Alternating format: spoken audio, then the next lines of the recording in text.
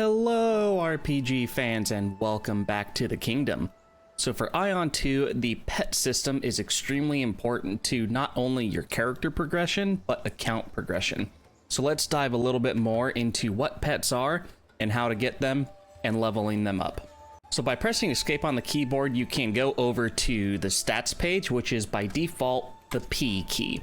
You can see 6 different stats: might, dexterity, precision, willpower, intelligence, constitution. I'll go ahead and hover over these just real quick so that way you can see what each one of these do.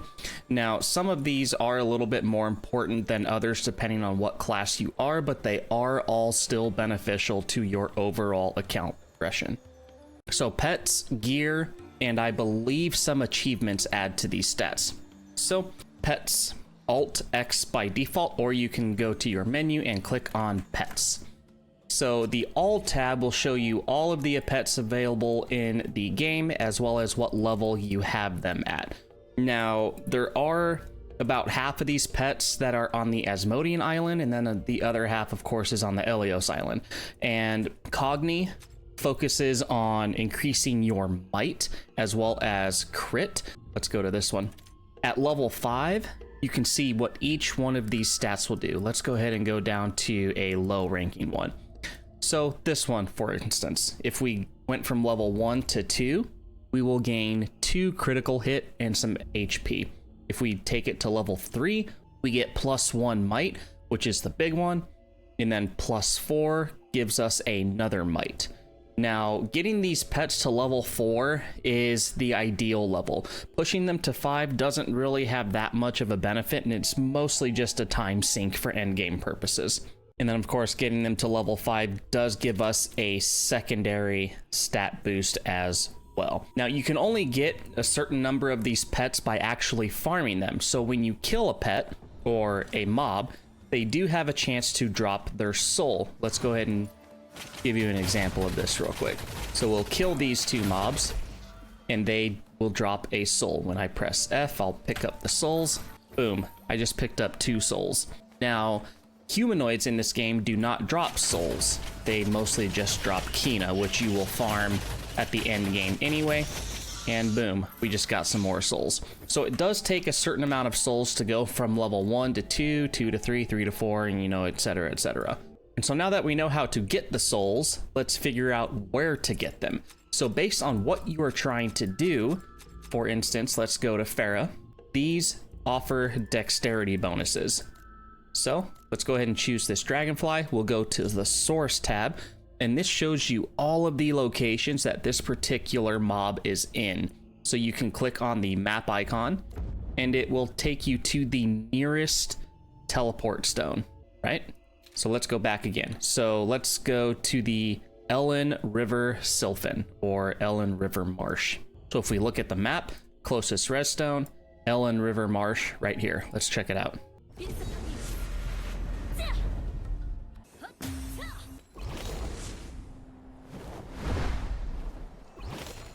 We've got several different mobs here. We've got slimes, we've got targons. It's not what we're looking for though. Vine spirits, Zelophi, still not what we're looking for. There it is, right here.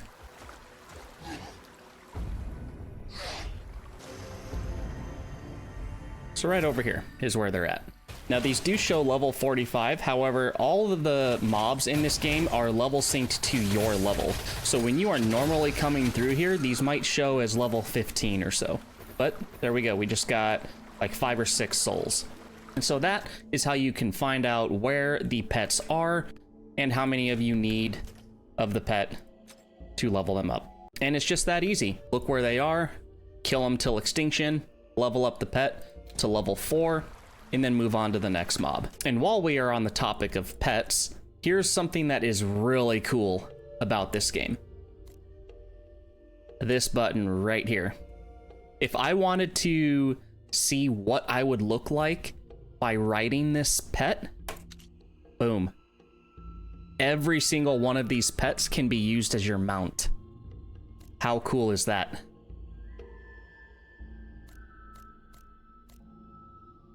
So let's equip this one. and press C, which is the default key. Look at that. And so not only by getting enough souls allows you to equip these as pets, I believe you need to have the pet just level 1 in order for you to equip it as a mount, but you get additional benefits as well. Once it's level 3, mount glide. So this basically does the same thing when you are in the air of gliding like that, except you will still stay mounted when you do it. And then transform as well once it is at level 5. Let's go ahead and use this one for example. See how I'm gliding?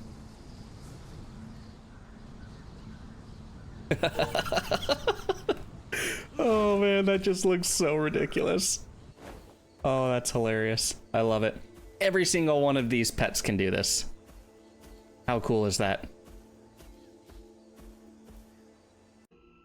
And so with all these pets, there is a handful cannot be target farmed, meaning they just don't spawn out on the world for you to get. They have to come from specific things.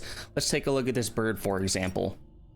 Source, pet, soul chest, cogni. As an example, there is currently a 2026 New Year event going on in this game that we can craft. This item box will give us these pet chests when we open it.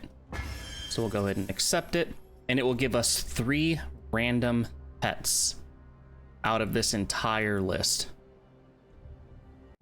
So let's go ahead and use it and see what we get. But this is actually really big. 2 of these cannot be target farmed. It's more of like a time investment, a massive time investment. You can also collect pet souls from dungeons and conquests. So this one right here.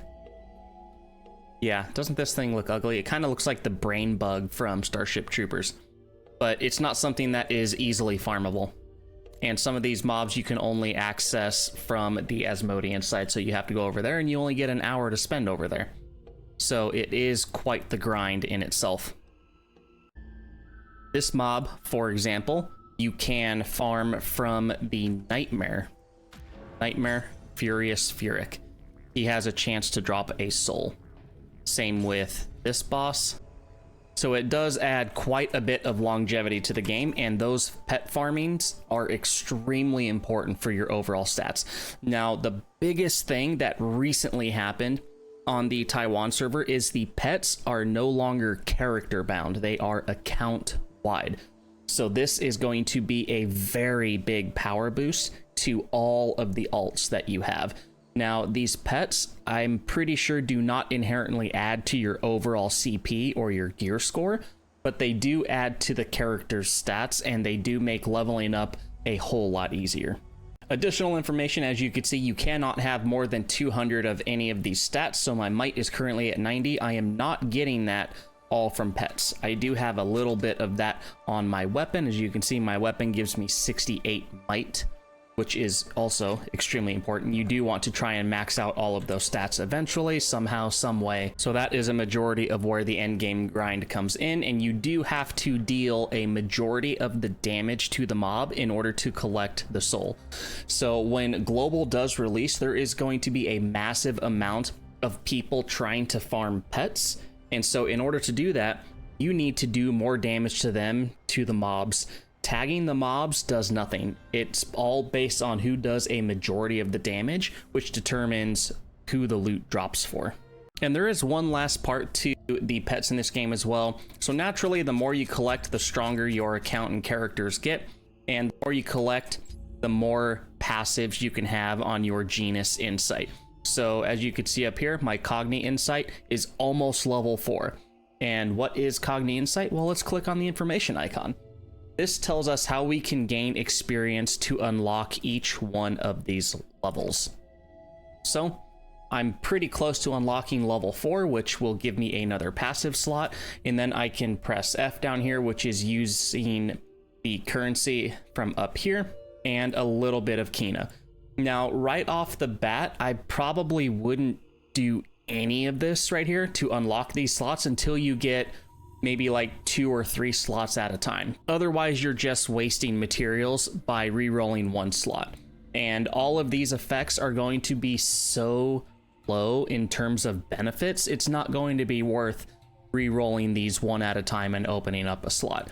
So right now, I don't really like any of these. So if I were to hit analysis, it would re-roll every single stat here. But as you can see, there is a lock icon. So if I wanted to lock this one and keep it, the cost does go up from 15 currency and 3k Kina to 20 currency and 4k Kina. So naturally, as you start to max this out, you'll want to lock the green or blues preferably, and possibly gold stat effects, and just keep re-rolling over and over. Now, this is a very late game thing, and this currency is not easily obtainable, so you do not want to keep re-rolling over and over and over, especially in the early game. You really want to have level 4 and 5 pets across the board before you really even start tapping that button. Like 20 HP, 49 HP, 18 MP, completely worthless. I've got 3,500 mana, 19k health. Like, what is 40 HP and 20 mana gonna do for me? It's not going to do anything. So save your materials, use them when you have a lot of unlocks to do. I did also just remember that the Pantheon also contributes to your main stats. The Pantheon is like your own little personal room of achievements. So you do get statues, you get artwork. Basically, you use them on your character, you go to your Pantheon, and you can put them into the predetermined slots. And these will start to increase your stats. Like, for instance, let's take a look at this one. It gives me 10 freedom and 10 death. So death increases critical hit rate and regeneration penetration. And freedom gives me accuracy and evasion.